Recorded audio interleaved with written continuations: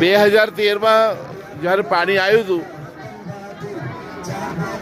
ત્યારે આ મંદિરની પાછળ જે આપણે વિડીયોમાં વારંવાર જોઈએ છે મોટા પથ્થરની વિશે, એ આ પથ્થર છે.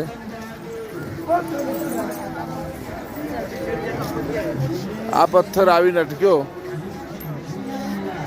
અને સાચે જ એની બિલકુલ મંદિરની પાછળ જ છે, થોડા ડિસ્ટન્સમાં.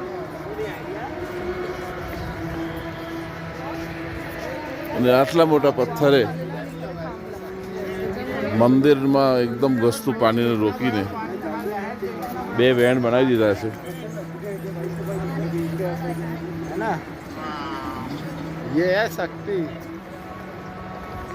દેખો, જોઈ રહ્યા છે આપણે પથ્થર, બહુ મોટો પથ્થર છે.